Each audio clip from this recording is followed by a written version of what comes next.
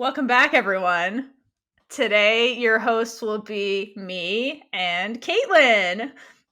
Yay! Theora We're and so much Kaitlynn. alike. Theora and Kaitlynn, unplanned, read a book together and wanted to talk about it. So we're going to talk about a book today, and it's called "Several People Are Typing" by Calvin. I don't know how to say his last name. I've been looking up this. Thank you. Kasulke, I believe. Kasulke. Okay. Kasulke, not Suki, not your dog. My dog did not write this book. I have no financial interest in this book, nor its promotion, other than it's a fun book, which is why we're going to talk about it. So, yeah, Kaitlynn's like, basically wrote in our group chat something along the lines of like, I'm reading this book. It's a trip. So, Those are definitely not my words. Something like that. Do you remember exactly what you said?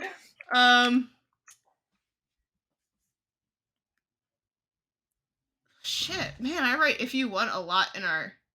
Yes. Okay, no, I got it. If you want the weirdest book I have ever read to read, check out Several People Are Typing. So naturally, I checked out Several People Are Typing. What Kaitlynn didn't tell me is that this book is queer. I thought that was self-explanatory. Also, my next two messages are my brain hurts, and I think I read 250 pages in 2 hours. Yes.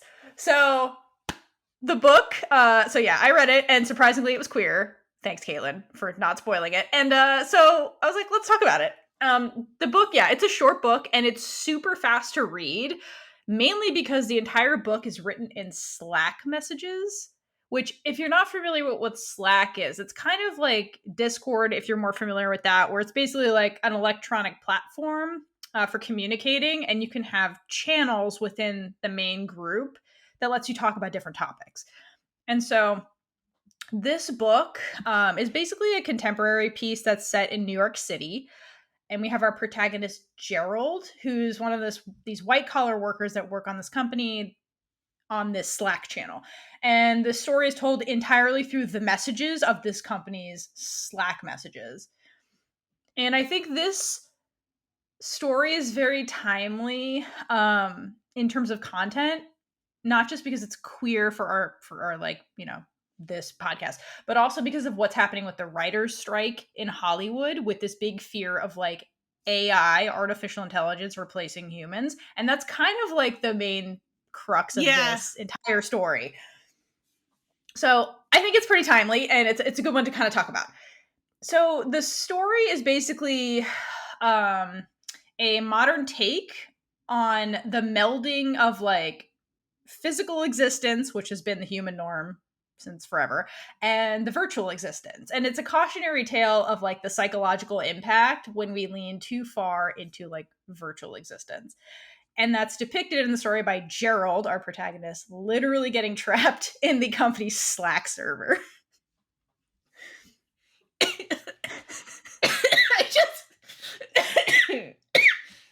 I'm done. Kaitlyn's dying. Before we get too much into the book, I think I found a short bio that Calvin wrote about himself, like who the author is. So yes. Calvin Kasulke, is a writer, podcast producer, and transsexual menace living in Brooklyn. Love it. Because I found this book through the Trans Readathon week. So Theora had us participate in that, and I saw this on a list. So I was like, okay, that's interesting. And that is how basically we got to this point.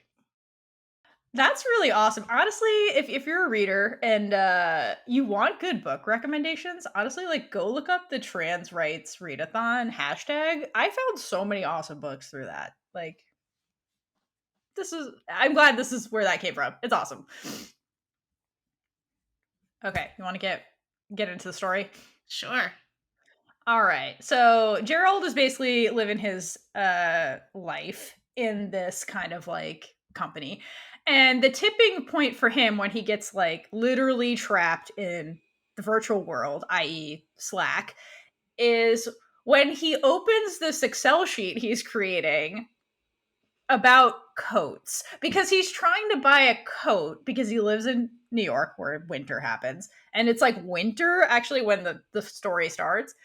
And so he's trying to like open an Excel document and that's what like transports it in, which I was like, that's really weird and random. But then when I kind of thought about To when me, I it thought was about it, relatable.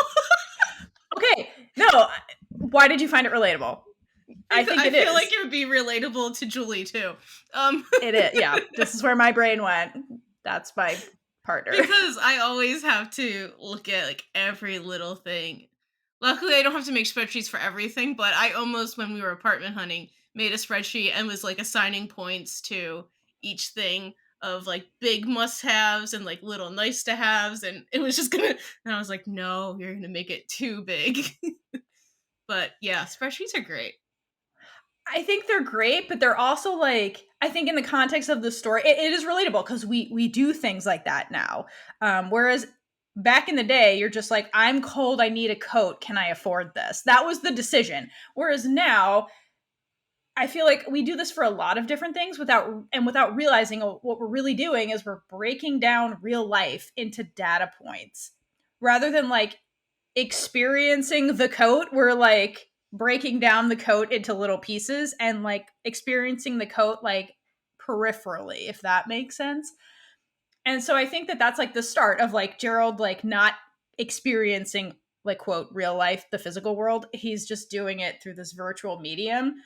And I think that using Excel kind of in that format of like breaking down life into data points is something you do over and over and over again in like the modern workplace. And I think that was the tipping point for him because he's not, you know, it's a metaphor for not experiencing life. And that was it. That's what transported him kind of into the Slack channel because he wasn't doing it for work. He was doing it for his own personal purchase, right? I'm going to buy a coat for me in my personal life, and now his personal life is becoming like work, which is like Excel sheets and stuff. And he's like, that's it in the Slack channel. I think that's kind of why that happened. And yeah. This book was relatable in very many ways.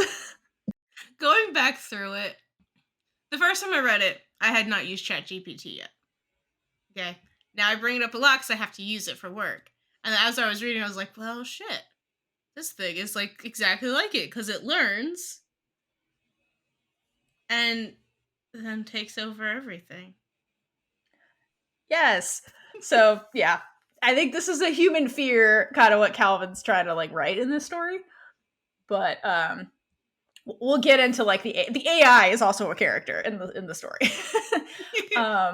Anyway, okay. So once Gerald gets transported / trapped in the Slack channel, he then has to explain to his coworkers he's trapped in Slack, and of course nobody believes him because who would?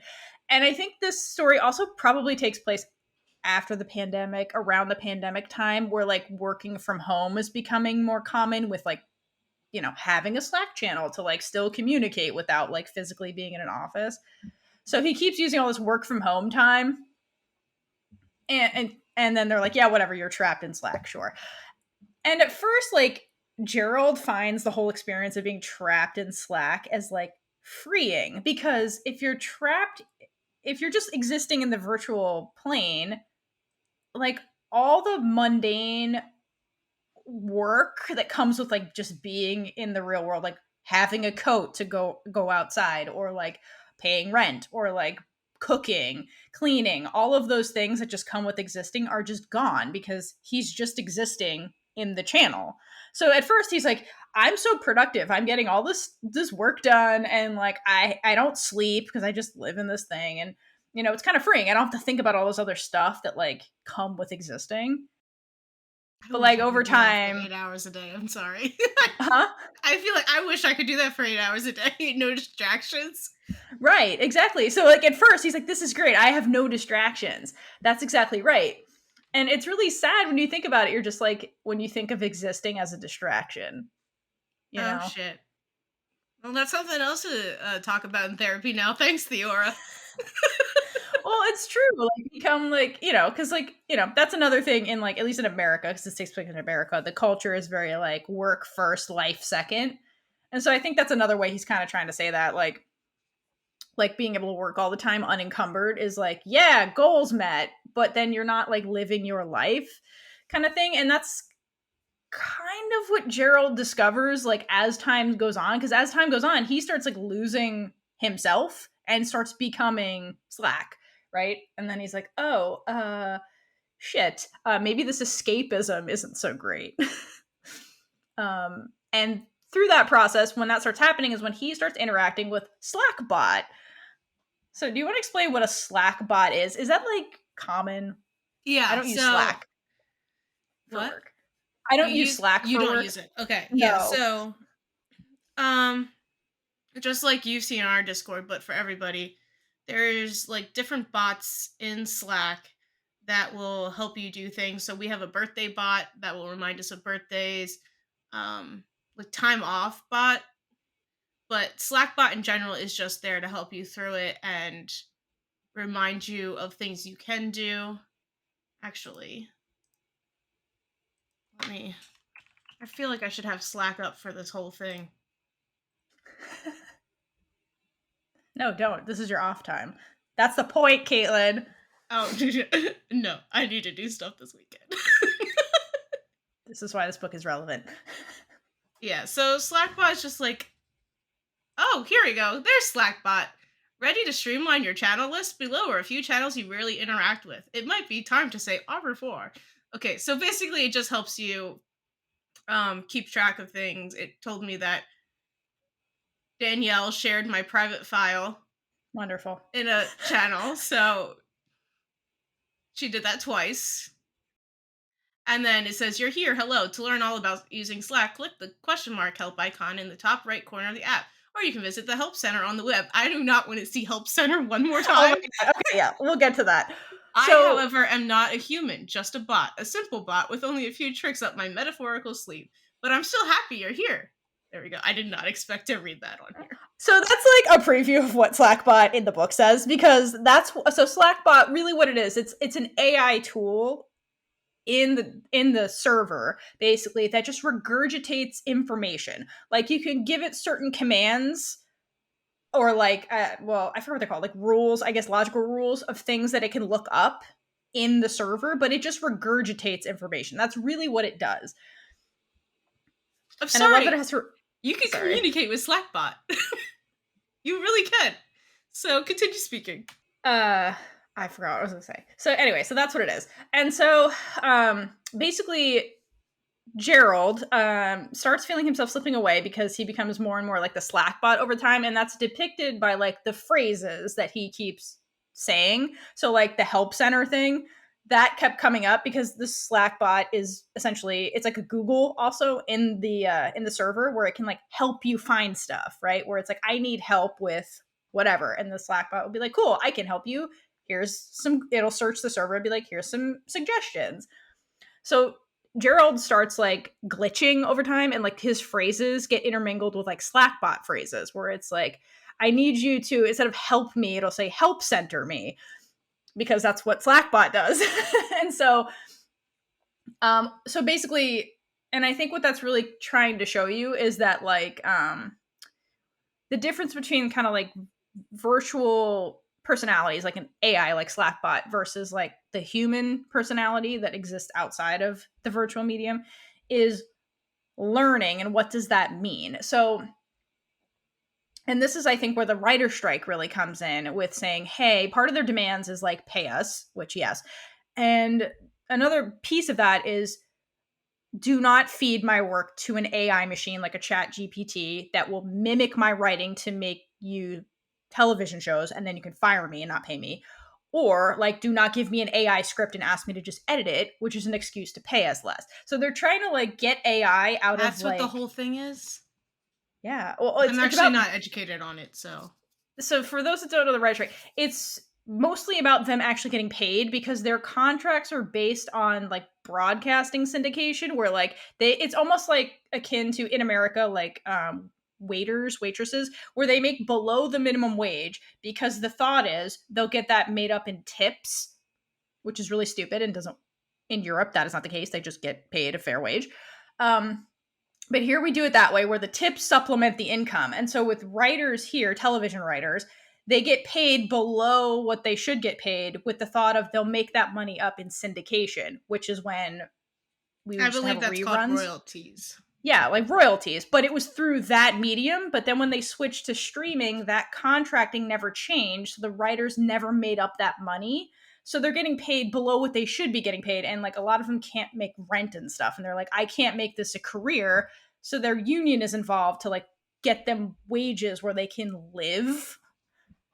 But part of that now is what's threatening writers and the pay is the AI, where they're like, well, we don't need to pay writers if we have Chat GPT. So that's why it's together in the writer strike right now.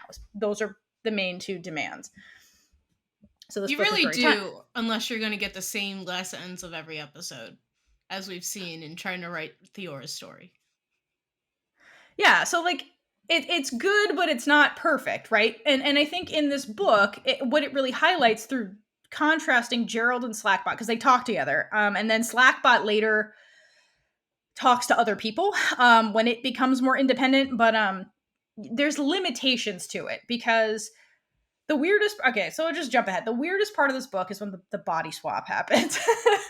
And basically Gerald's trapped, but then Slackbot becomes more, because Slackbot is like just trapped in the channel, and then Slackbot becomes more independent and kind of learns stuff and eventually takes over Gerald's body somehow. It's not explained and it doesn't need to be, and it doesn't. And so Slackbot then starts impersonating Gerald, right? So this is what everyone's afraid of, right? The AI is going to replace me, and that's what's happening in the story, where the AI is literally replacing Gerald.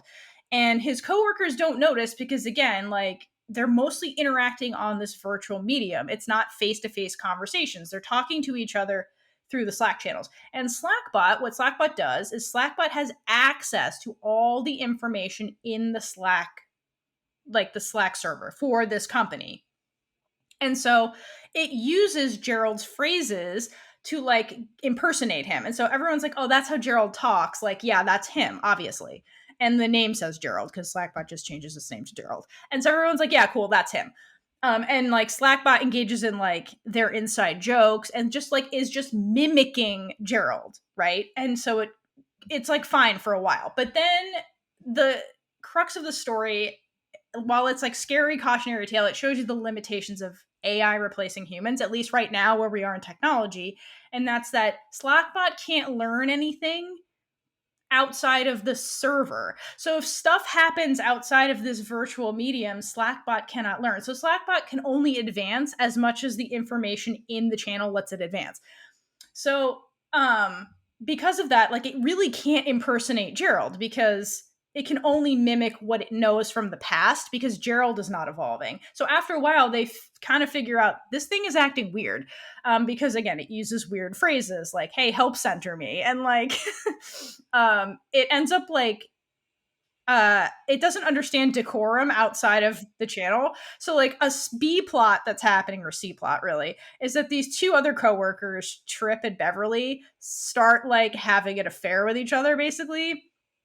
And like they fuck on the boss's desk. And they're so stupid though. I understand why in the book, but they talk about it in the Slack channel. And they're very much upfront about like, hey, our boss has access to all of our messages, but because he's so busy, he's never going to read this, which is real life. They check your messages when something goes wrong, not all the time. And so Slackbot, again, has access to all of the messages, so accidentally outs them to the boss, where it's like, hey, I need help with my desk. I think Beverly and Trip know something about this. Because it's like using their exact phrasing and regurgitating it to everybody, and that ends up outing them. So it shows the limits of like this AI. Like, it doesn't know how to behave like a human, is kind of the thing. It can just, it's smart and it can regurgitate and impersonate, but it actually isn't you. Like, and it's kind of obvious. So I think that's like what the book's trying to show. I have a question. Are you planning on talking about Lydia at all? Yeah, like, I mean, we can talk about her now whenever you want. I was gonna bring her up because I have questions about. I was gonna get through all the Gerald stuff and then talk about the other plots. All right, but let's get through Gerald. I'm just gonna get through Gerald because we're almost done. Another interesting thing that happens with Gerald is they have this like sunset metaphor that happens where what happens? Anyway, he gets basically this is what they bond over, where Gerald's like, I don't understand who I am anymore because I'm trapped in Slack. And Slackbot, this is when Slackbot's like learning, like, hey, maybe I can take over your body and like I can escape my Slack existence. And he's like, hey, Gerald, have you ever been a sunset? And he's like, what? I've seen a sunset. I haven't been a sunset. And Slackbot's like, cool. And then like they like disappear from the channel. And Gerald later explains it to another character, Pradeep. And Pradeep is the love interest, spoiler, who is taking care of Gerald's body. Because remember, Gerald has a body, and like I don't remember how long this book, like what time period, but it's like a while, this book where he's trapped. And so Pradeep takes care of his body, which is basically like comatose. It's very strange. So he has to like feed him and like pay his rent and like do all this stuff. He has to take over. Doesn't seem like he knew him before the book Yeah. started. Yeah, I think again it was interacting through the Slack, and then they start physically interacting with each other through this weird body swap thing that's happening, where Pradeep is like keeping him alive, basically. And he explains it to Pradeep, the sun to set thing, where he's like, he explains what a sunset is, where it's like experience, and I think this is a metaphor for like actually experiencing something versus like peripherally experiencing something in the virtual world. So in the virtual world, like he explains being the sunset as like I forget what he says. He basically was like getting all this euphoria. It was like a euphoria he couldn't explain, because he's like, I was the sunset and I was like in multiple places across the globe, because basically like Slackbot like made him a GIF, turned him into a GIF for like a little bit of a sunset, basically is what it was. And so every time the GIF got used in Slack, all over Slack, Gerald like felt that. And so he's like, I felt like I was everywhere all at once, and like I got this euphoria because like people were using me, the sunset. And it's so kind of like the euphoria you get through like Twitter or like social media, where like people validate you by like seeing your posts and liking it, interacting with it. That's what was happening to Gerald. He's like, I got all this euphoria from like people looking at me and like interacting with me basically through this medium, but it's like fleeting. And once it was done, and I didn't feel anything anymore. Versus like when you see a sunset, Gerald explains, he's like, it's so like majestic, I can't even fully process the whole thing at once. It's just so much at once, and I take in what I can, and it's very indescribable. Like actually experience a sunset versus like people looking at you as the sunset. So I think that was a really cool metaphor he had for like how you get euphoria from like virtual mediums versus like physical mediums. Who would have thought that sunsets are used so much? I've never used a sunset GIF. I wasn't aware this was popular. I've seen it multiple times. I think it's a Slack thing, probably. Maybe it's a Slack thing. I don't use little Slack. like emoji, like there's city_sunset that you can use. They're little pictures, like emojis. Emojis, yeah. So that was that. And then in the end with Gerald, basically like Pradeep and Gerald confess feelings for each other. Now they have feelings for each other. And it's really cute and weird because like the AI is trying to experience life and wants to experience what Trip and Beverly have experienced. So Pradeep has sex with the robot through Gerald's body, which is weird. I told you this story hurt my brain. It was crazy. Like basically like Pradeep and Gerald talk about it. Gerald's like, that's kind of weird. This is kind of weird. But then like Pradeep's like, basically he's like, I always had a crush on you, but I never like said anything. And like same thing with Gerald. So like the moral of the story here, and like this is what Gerald like really pushes him to like get the hell out of Slack, is because the thing he was missing that made his life so mundane is he was just experiencing life virtually, peripherally, hence the Excel sheet to buy a coat. And what really pulls him out of it is like the human interactions in the physical world that you can't really replicate, like physical touch and like all this stuff with Gerald. And there's another character, is it Rob, who is one of the first ones to understand that like Gerald isn't the Slackbot. So it's like people that know you for more than just like being a sunset, basically. Rob would make sense with that whole thing. Yeah, and Rob is the Lydia plot, which we'll get into right after we finish Gerald. But that's the crux of the story. That's where AI can't really replace humans at this point in time with technology, because they can't learn outside of their medium. And And also, like, they can't experience the sunset. They can only describe it to you. They can paint a picture of it. It's like, that's really what he's trying to say. And so that's what he's missing in the virtual world is what like really motivates Gerald to get out of it.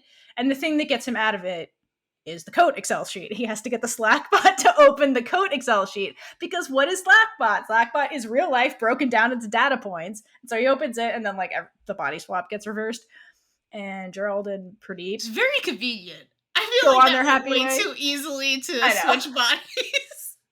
But also, like, the Slackbot too was like, it couldn't cope with trying to exist because it doesn't know how to exist outside of its, you know, data haven. Like, it didn't know what to do in real life. Like, so it can't work in the current formats that we have. Everything was really the point of the story. Like, I know the AI is scary, and as a writer it's scary, but like, we're not at the point where they can actually replace you and have it really truly be believable. That's what Calvin, I think, is trying to say with the story. Yeah. And then Gerald and Pradeep actually get to like live their happy little lives together, which is great. So the queer people win. No one is harmed that is queer, just psychologically. We win for once. We win. It's just psychological. Gerald is bisexual king. It's great. All right. So Let's that was be real. basically You can't be queer without a little psychological damage. Exactly. So all of this tracks. Calvin knew what he was doing. Anything you'd like to add for like the Gerald plot? It still hurts my brain. I'm really surprised that his body like stayed alive so long until Pradeep checked in on him. Oh my god! But like Pradeep was hilarious. So this book, I thought it was funny too. Like a lot of the like Pradeep is pretty sarcastic and stuff, and like him kind of like curtly describing taking care of Gerald's body is hilarious. He's like, I had to get you diapers, so many diapers. You're dusty. I had to like bathe you. Like, oh, like it's really funny. Like, but yeah, I don't. Like at first, I didn't know Gerald had a body hanging out. Like, it's not explained till later, and they're like, oh yeah, he has a body. It's being neglected. And he's like, you're just like laying asleep on this computer. It was wild. But I love that he only checked in on him because he won his desk. Someone took over his desk and was auctioning it off because it was in a good location. And that's how the whole thing started, with actually finding the body. But it's relatable, isn't it? They're like, hey, you're not using your desk. I'm going to use your desk. You have the good desk. Domain. That's how I learned what that meant. Nice. Speaking of Dusty. Oh yeah, okay. So, all right. I guess we'll cover this before we go to Lydia. So, what are the inside jokes for like the entire company? And I forget. It doesn't matter anyway. Is anytime they don't like something, or somebody says something they don't like, or is doing something they don't like, they use this, I guess, emoji. And in the book, you don't see the emojis. Like like Calvin just describes them for you in like colons to like be like, this is a GIF basically, and describes the GIF. And so the name of this GIF is called Dusty Stick. So anytime they don't like something, you see this phrase Dusty Stick over and over and over again. I don't have Slack. As far as I know, I don't have an emoji on my phone for a Dusty Stick. So like I wanted to ask Kaitlynn, what on earth were you picturing in your brain every time this came up, Dusty Stick? Because we have the actual answer because we looked it up before we recorded. But like, what were you picturing in your brain when you saw Dusty Stick? So at first, I think I was literally picturing a stick that had just like dirt on it. Yes, I was like, this is a weird metaphor. When I saw the photo, I saw something different than you. I thought it was just a stick that you like hit furniture with, and then like the dust comes out of the furniture. The wand? Dusty wand? Yeah. It produces dust. So what it actually is, yeah, I was also picturing just like a stick that had dust on it. It's a thing! It's a dusty stick is a thing. That's so weird. If you know what a dusty stick is, congratulations. If you don't, it's basically like, it is a stick that has like material. That has material at the end for collecting dust. Like it's a dust, like I call it a duster, where you just like clean blinds or whatever. I didn't know that's what it was called, so I didn't know what the hell they're talking. Also, how is that something bad? I don't like. I don't understand that either. I don't know. But it doesn't look like what you're talking about. Let me.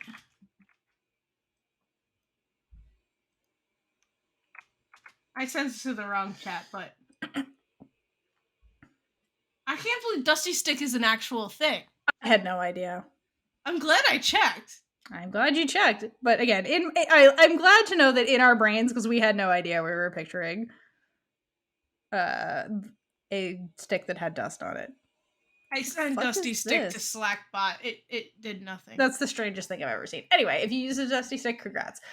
But okay, but then there's a part in the book, Kaitlynn, where they're like trying to go ahead, why are you smiling? I was looking up Dusty Stick. Okay, we're done with the Dusty Stick. I'm sorry. Apparently it's a thing. I'll tell you later then. Okay.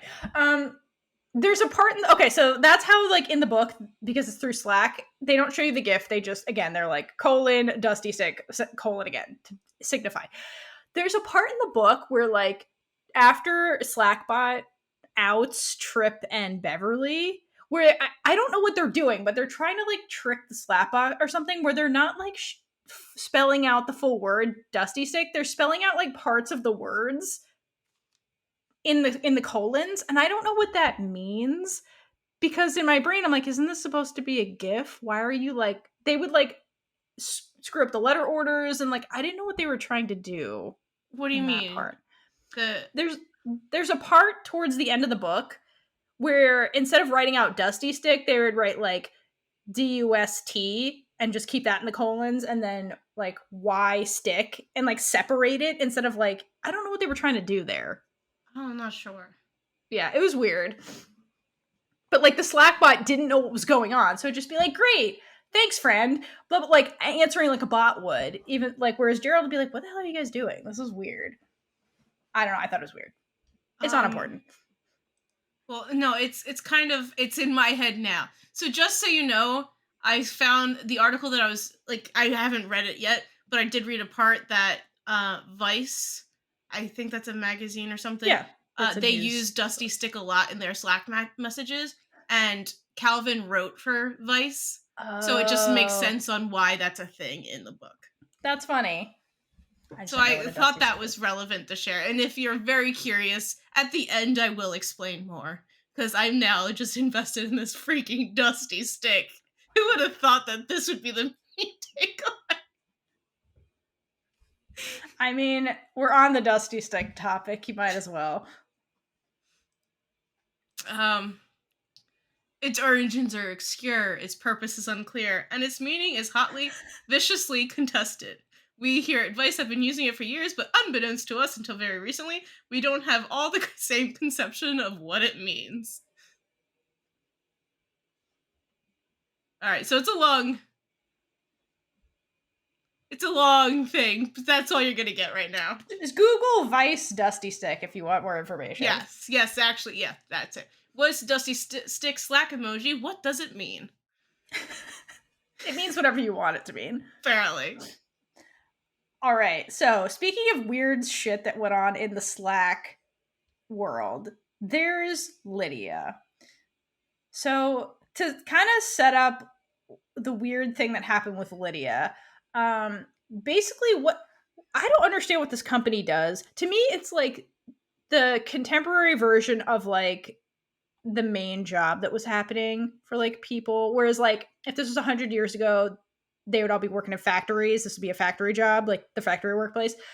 But this now is a PR like, company.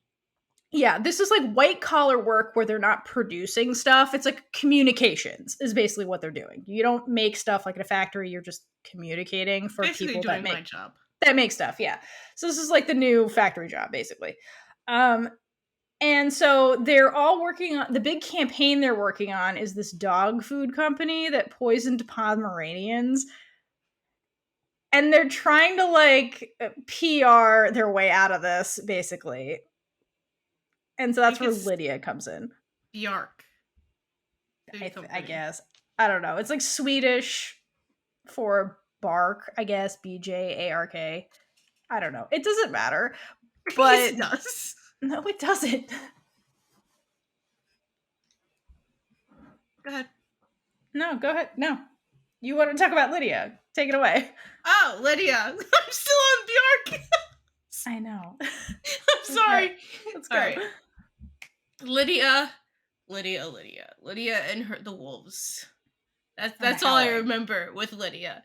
So Lydia seems like Rob's boss, to be honest, or like at least the leader of the dog food company. And she's asking things. I'm just be like, is very positive in the things, but she's always talking about the howling that she can hear. And then Rob will respond, but then everyone else will ignore her. And when I was reading the first time, I was like, this is so weird. Why are they're being so mean to Lydia? They're just like not noticing that she's there. And at the end, Rob is talking about, has anybody heard from Lydia? And like I don't even remember if Gerald remembers Lydia. No. Well, Gerald was doing his own thing.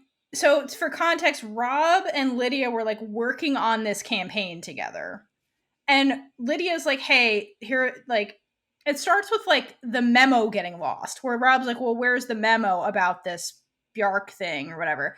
And Lydia just like, I think part of it was trying to show you in the beginning is like the way people aren't really communicating on these channels. And so, like, they're not like directly communicating with each other because like Lydia would never fully answer Rob, and like Rob would ask her a bunch of questions and she would never really answer him. And then like in the main groups, like Kaitlynn was saying, like Lydia would say stuff and everyone would ignore Lydia. But also like Calvin wrote the book kind of like real life, where like one person's typing while the other one already answered. So like the messages are kind of out of order sometimes. Like somebody will ask a question, three other people will message, and then the other person will answer it like three messages. So it's like it fits like Slack would actually read, but in reality, they're ignoring Lydia for a reason. Only Rob can see her for some reason. Well, yeah, see the messages. Right. Only Rob sees the messages. Yeah, sees her, sees the messages. However, she's supposed to be working in the office, so I don't get that either.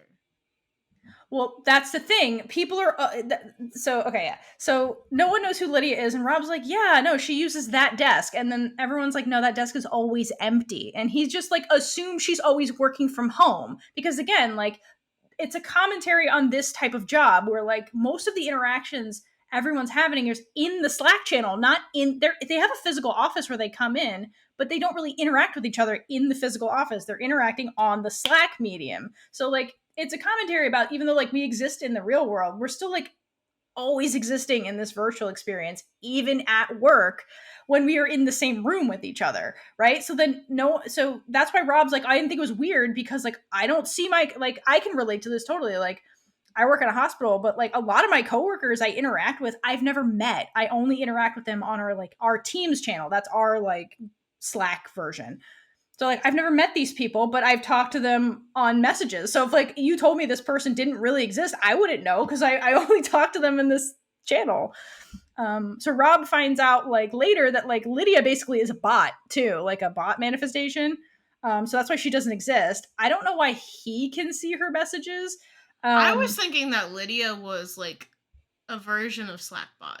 Like I think so too. I think it's Lydia, and like Slackbot was practicing with Lydia. Yeah. But I also wonder if Lydia was a real person and got the same thing, but she's like gone.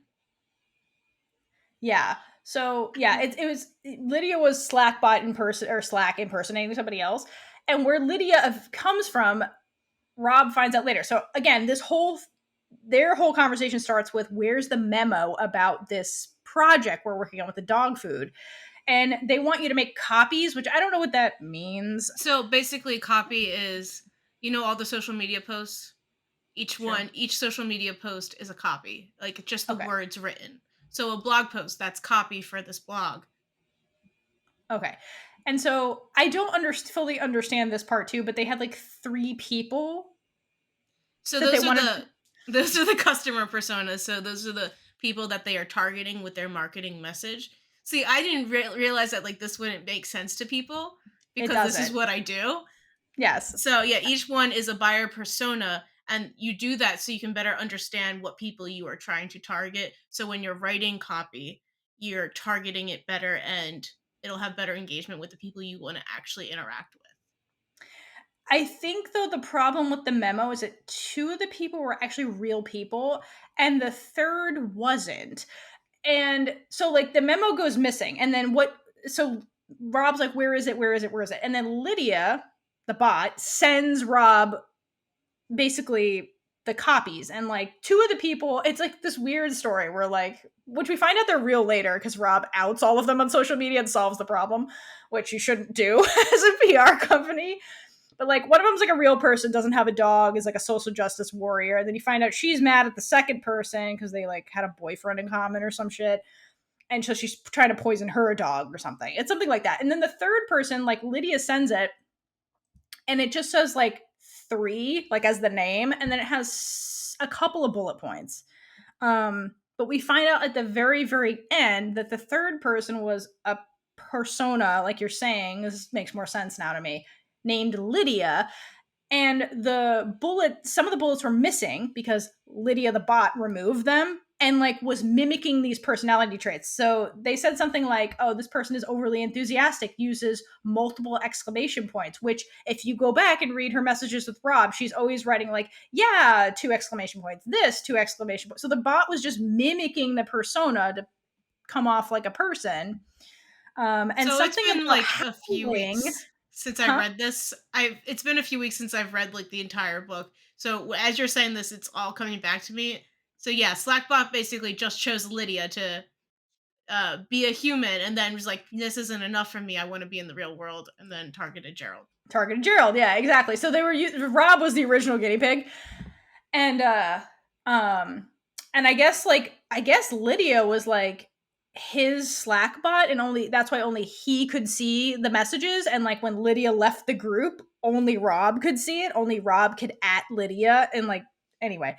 So that makes more sense to me too. I was trying to figure this. This is the plot you don't figure out till the end. And even And anyway, then, you're like, "What the hell happened?" yeah, because Lydia gets weird, and like it's the same thing that happens with the Slack bot that impersonates Gerald. Like over time, the Slack bot starts fracturing because it doesn't actually know how to exist outside of regurgitating information, which is what it's an AI is designed to do, or programmed to do. And so Lydia has trouble interacting with like Rob because over time the bot is trying to mimic the bio, and part of the bio says something about always hears howling. And so over time Lydia's messages get more deranged, where she's like, the howling is everywhere, I am the howling, I feel it deep in my bones. And like Rob is reading this going like, what is happening with Lydia? And he's like, you live in New York City, what howling could you possibly be talking about? There's no howling outside your apartment. Like, so it sounds like she's going crazy at her job, which like also relatable. But Yes. really it's because the bot is going crazy because it doesn't know how to exist as a person, and it's like failing. So I think you're right. I think that was Slackbot's first attempt, and then Slackbot's like, crap, maybe I need the body, like the physical body, to like actually experience this. And that doesn't go well either with Gerald. There'll be messages where Pradeep's like, you're sitting really weird because like Slackbot doesn't know how to sit. Like, imagine only existing in the virtual world, then you come out and there's all these other things that you don't think about because we always exist in our bodies. Like what the computer would have to learn, and how the hell would it learn it? There's no manual for like how to sit in a chair. Like, Well, we there just is, but there technically is. I know, but I mean, like, there's no like. I mean, where would the Slackbot really find this? It wouldn't know. It's not ChatGPT. It doesn't have the internet's knowledge. It has only the Slack. Correct. That's what knowledge. That's what it's showing. But even the ChatGPT, which can access everything, like you cannot access the full human experience, is what the story is trying to say. Like, and piece it all together, and have it be believable, like right away. Like the Slackbot was struggling. It didn't know how to sit in a chair. The first time it tasted food, it was like, this is really cool, but it ate too much and it had like crazy indigestion. Like, it's like things you don't think of, like the Slackbot has to learn. So some anyway, people are still learning that one though. Yeah, so Lydia was like Slackbot's first attempt, but like the messages from Lydia are just like so weird when you're reading this and you're like, what is wrong with Lydia? She's just going on and on about this howling. And you're like, is she losing her mind? And and then everyone's like, who the fuck is Lydia? And he's like, Lydia was the one who was directing me what to do with this project. What do you mean, who is Lydia? I thought she was my boss. Like, but it's really funny that technically Slackbot was running the entire project. The project. But like somehow Rob was put in charge of the whole thing. So like, I want to know more about Lydia. Yeah, because it comes in at this, like, in the middle of this campaign. It doesn't, like, yeah, explain it, but it's hilarious. I feel like The things Howling. happened and progressed really quickly at times, and I would have liked more of like, why the hell did that happen? But Yeah. And then I don't know what was going on with Doug. So Doug's the boss. And Doug would have his own private Slack channel where he would just like write lists of shit he has to do. And what's always on his list that I find hilarious, he's like, get pears, get the good pears, get better pears. I'm like, what is wrong with Doug? we sure Doug's okay? But there's also funny side plots going in there too. So I think it's Carolyn is like I think Doug's in charge, and then Carolyn's like second. And she's the typical manager who has no time for anything. And she's always in a meeting, always running to meetings. And Doug always has, and then a side plot you find through Doug's like weird messages, he like his list, to-do list or whatever, is that she has like this, I don't know, reptile that has babies. And like, he's always like, look, he's like, Carolyn offered me one of these babies, look into what this thing is. And then by the end, he's like, right note declining stink babies or whatever. It's just like this weird random thing that happens. Stink babies. The stink babies. Anyway, I thought it was funny. It was like this weird like plot that's not discussed. It's just through his messages, or just fucking funny. But like that's what life like on Slack is like, you know? Yes, I do know. Yes. Okay. So that's basically the book. And so I wanted to ask Kaitlynn, who works from home, works through Slack, like how was it reading this book? I tried to explain this book to like my wife, and she's like, this is literally my job, I'm not reading this. So this is my job. I do this every day. Julie and I would get along very well. Yeah, she works with data, like literally is an Excel master, like, so like this is literally her, well, not PR stuff, but like, anyway, being so on if Slack. Your wife is ever lifeless at her computer, I think she would love living in Slack, to be honest, and just doing data all the time. She wouldn't have Kinja. I mean, and you. That's true. But Suki, That's but true. Kinja. Her dog is what would bring her out of really the Slack. Anyway, so Kaitlynn, how was this book? How relatable was it? Pretty relatable. I used to work in the office, but the office only had about 7 people at most, and usually it was only like 4 who would actually show up each day, because my boss hates work from home, which ironically we now all work from home. I think it's really dumb, but anyway. It is. I do find it difficult just because I haven't figured out my focus yet. Need more help with that area. But we have about 40 some employees, and I only know about 5 of them. Oh. Like personally? Yeah. But I only talk to 1. See, people have gotten fired. That's not part of this. But like, so I really only talk to my boss. I only know my boss, really. And it's very odd. And I just muted the channels where everybody's talking because I find it difficult to get to know them. We're spread all around the country, so it's not like we're ever gonna really see each other. And to be fair to them, they really do try to get people to like know each other and really connect. So we have the first day I got on here, I saw a not safe for work channel. I'm like, that's so what? random on a company channel. Yeah. It's just for anything not related to work. So basically that cute channel that they have in this book, in the story, you would put it in not safe for work. And at some point, one of the person that I know from The Office, put in Miley Cyrus's The Climb music video. Why? I have no idea. So Slack can be so random. And you're just like, what the hell is happening?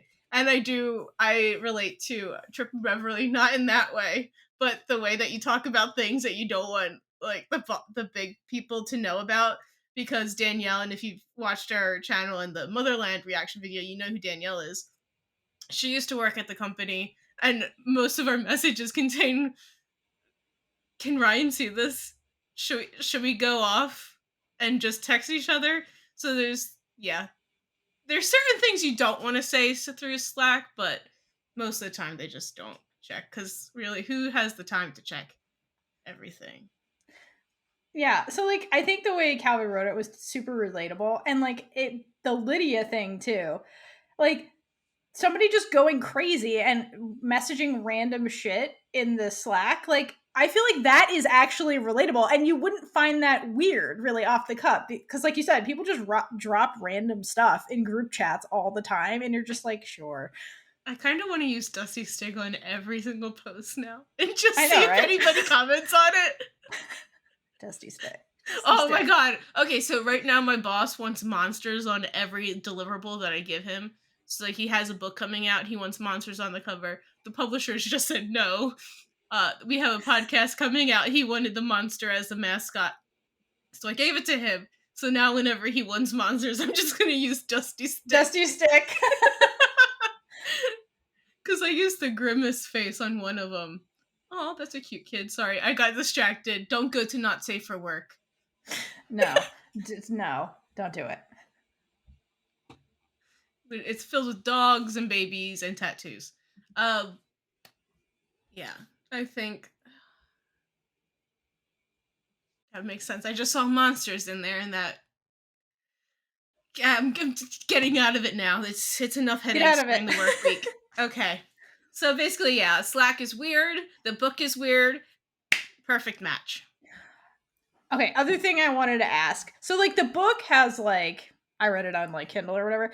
It has its own like group guide questions. Mm-hmm.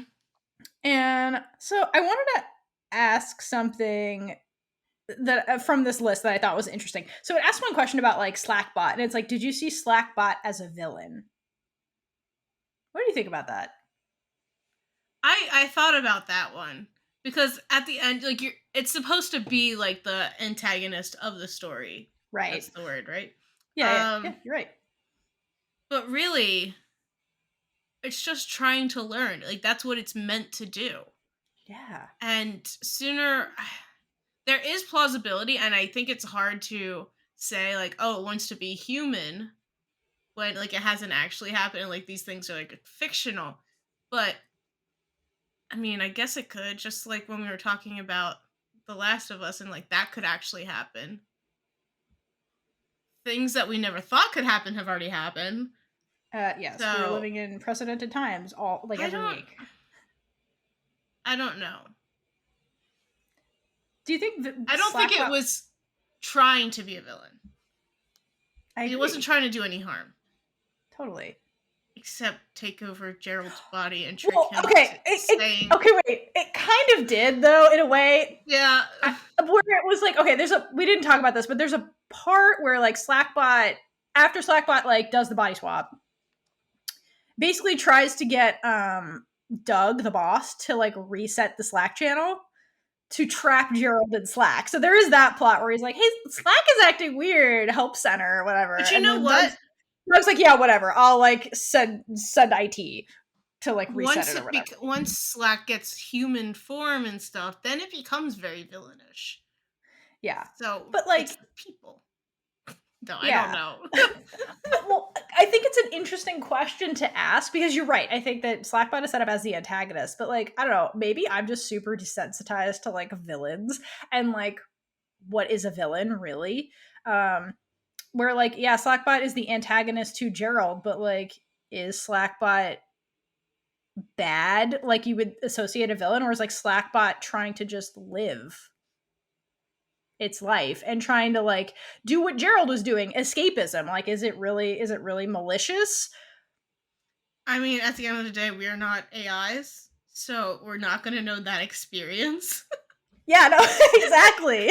And I would not want to. I mean, Gerald knows. So like, Gerald if Gerald was a real person, Gerald can speak on this. Okay, I think Gerald thought Slackbot was evil because he was like, fuck you at the end. Like, he tried to take my body. So like, yeah, Gerald probably saw it as a villain. But, you know, like... at the end, all the actions were pretty villain-like. But... Yeah. That's a really hard question. Yeah, because I think the broader question is like, is AI the enemy to humans? If an AI could do that, like take over your body and like trap you in the computer and just move on with its life, could AIs be the villain? Like, will we get the Terminator situation where like AI is like destroying AI is humanity? You very know, tricky because in some ways totally. it helps a lot with work, but then you're going to have people who think that it can just replace workers, which it might cut down on jobs, but I don't think it could ever replace because you still need people to know what's right and wrong.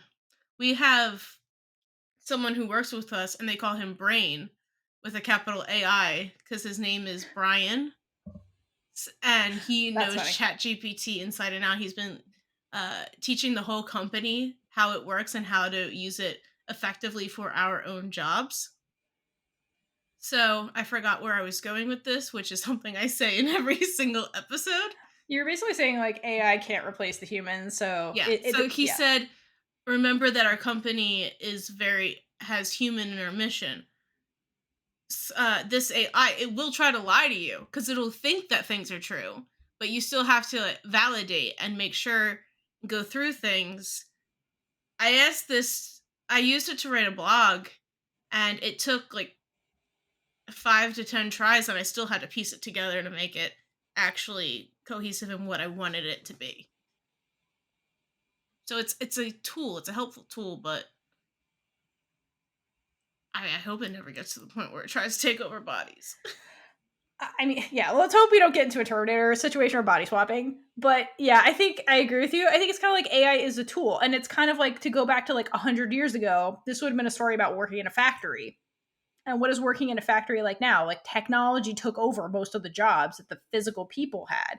And the goal was to like make it better for the people because it's safer, because like, robots are more efficient and like people used to like lose their limbs and die in these dangerous jobs, but now all of these people don't have jobs. So like I think AI is another tool that will be incorporated into like the white collar work now, which is like the factory job is this communications job, but like it can't at this point in time replace everybody, but it likely will replace some people, just like machines replaced people in factories. The factories made their money back from that they used to purchase these machines by not having workers comp.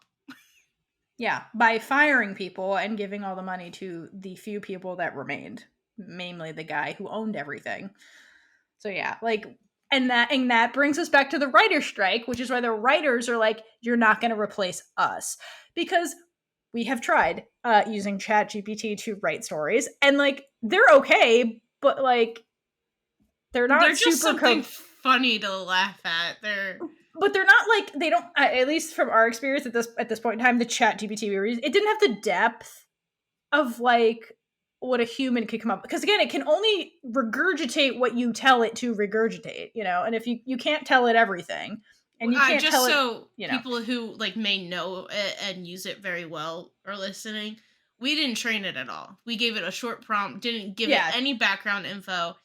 These writers that you really need to be able to train it, give them missions. So the person I was talking about like trained what they work on through our entire mission statements, like history, and just gave them a bunch of data to work with already. So it takes a lot to make it smart enough to do what you need. so yeah, I have a question for you from this thing. absolutely. What you got?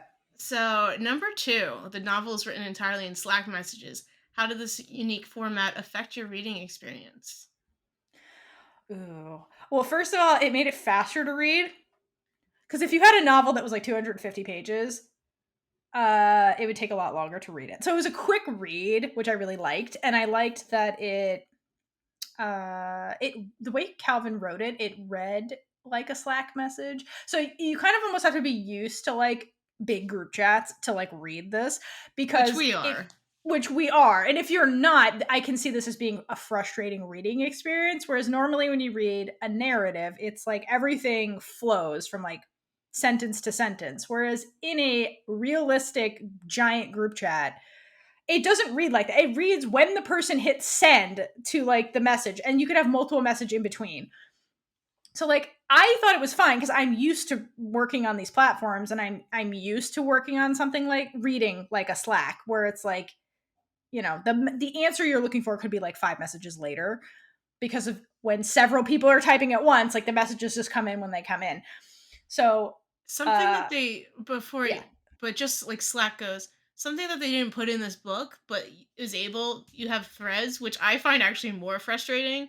So it doesn't go like linear in the main channel. You have to open the thread within that one message because you can Oh, when you that reply is to so that one annoying. message, it pisses me off, but you can also send it to the main channel. So God. I don't Yeah. know, but I Thank hate the God you can do that. threads. Yeah. And then you have to No. go to the threads tab to see when people respond, and it's annoying to me. Yeah, I think that would definitely have not worked in the book. Um No. but other than that, I liked it. It broke up the book, and I thought it was a really interesting way to like get to know these characters, like Doug in his private channel where he would just literally, it's his to-do list. And so you like learn stories through this type A's like to-do list, like pairs, buy fancy pairs, buy better pairs. Like it was just like hilarious. Like this weirdo, like clearly never has time. And oh my god, the other plot with Doug, where like Beverly and Trip basically have sex on his like movable desk and ruin his desk. And so he thinks that the cleaners are The sabotaging custodians, his yeah. desk. So he like makes messages to like pay them, give them tips, pay them more, get on their good side. Like all of this, it's really funny. So like I liked it. I liked the channels, and it wasn't it gave the writer the flexibility to tell multiple people's point of views just by going to the channel. So you knew what was like, it's like cute group. So like you kind of like were primed for like what was going to happen. And like Trip and Beverly's group, where like you found out about them because they were messaging each other. Whereas if you only had Gerald's perspective, it would have been weird. So like I thought it really worked. And I thought it was fine. I liked it. And because you jump from channel to channel, like it breaks up the book too. So you can just like read what was in that channel, and then like I read it like waiting for coffee, like in between stuff in my day. So I could just like read the channel and then close it, and then open up another channel next time and read it and close it. So it fits in the modern world. So I found it efficient to read it. And I kind of liked it for like for like what the book was about personally. I'm a person who starts a book and just kind of wants to finish as much as possible at once, and just so I don't read a little bit at a little bit. I, as you know, because I've complained about this a lot, I don't do well with exposition. So this book was all basically dialogue. So Yeah. I was able to read it more, but having I found myself like reading too fast. So then I would have to go back and be like, who's that? If you ask me about the different characters who may not have been as big in the book, I couldn't tell you who they were.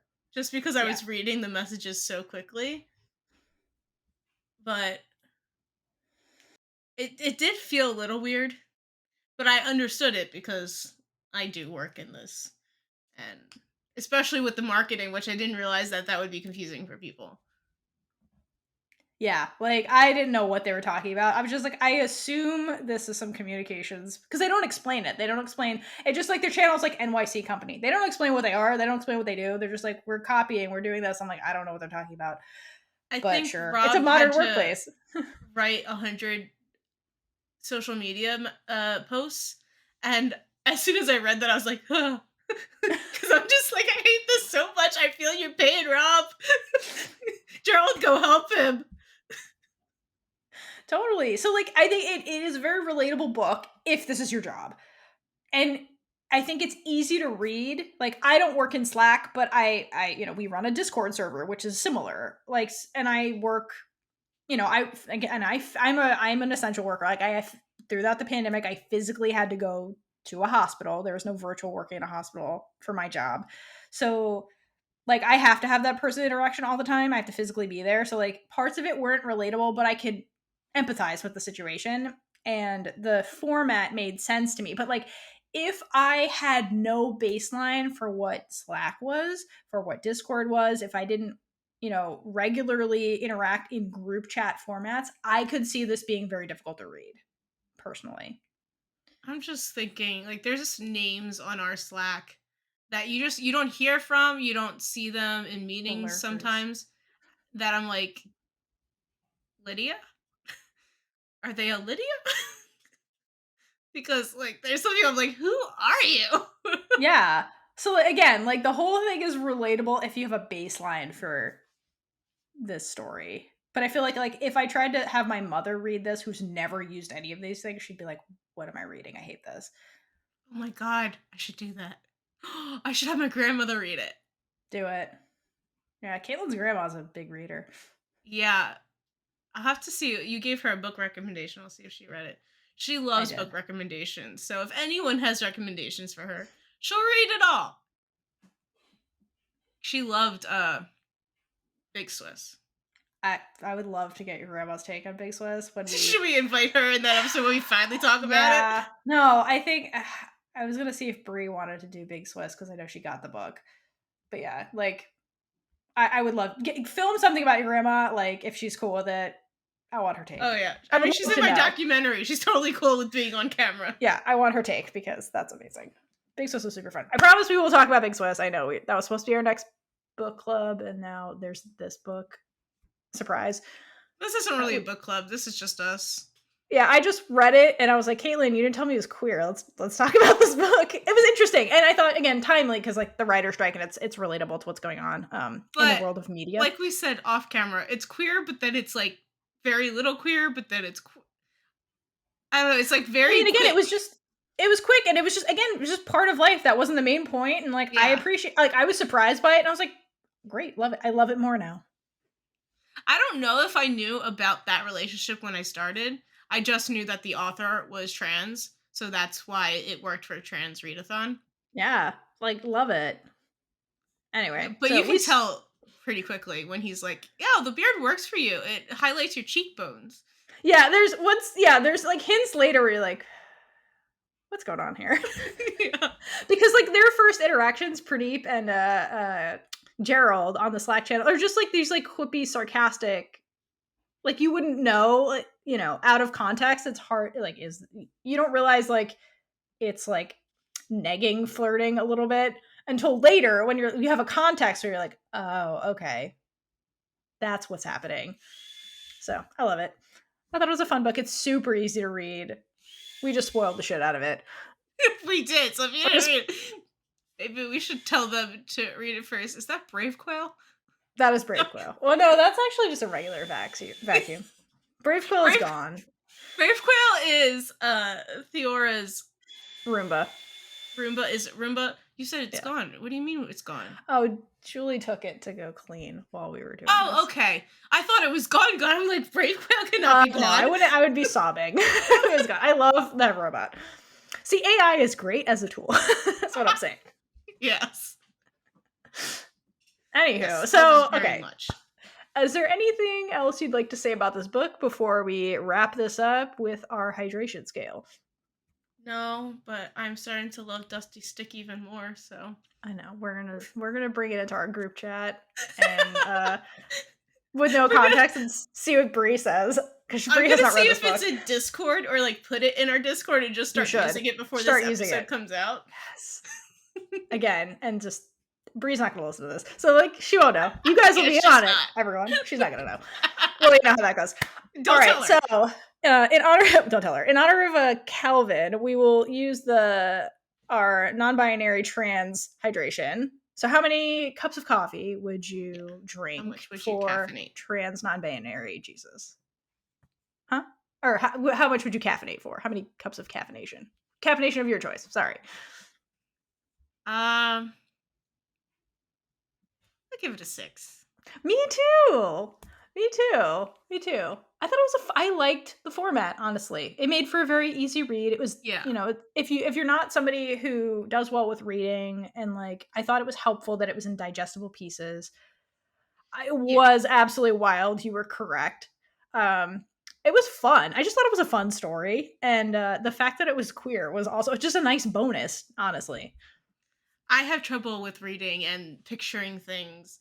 So, like, I usually just throw out all the descriptions that were given to you and then just create a world of my own that probably looks nothing like what the author intended wanted you to see. So, having this not have to really picture things exactly how... I It's messages. So it was definitely easier for me and a lot easier to read. Yeah, it was a very quick read. But yeah, cool. So check out several people were typing. I was like, Are typing. several people were typing. Several people are typing. I apologize. I don't know if several people were typing. What's the book? They were typing because we read it. We're typing is a sequel when AI has fully taken over. Yeah, it's the secret. Just the Slack bots messaging each other. It's like a dual. We're making this a duology where like the people were typing in the first book, and then what was the bots doing in the background? We need to contact Calvin and ask him to write several people were typing. Please write this, make this a duology.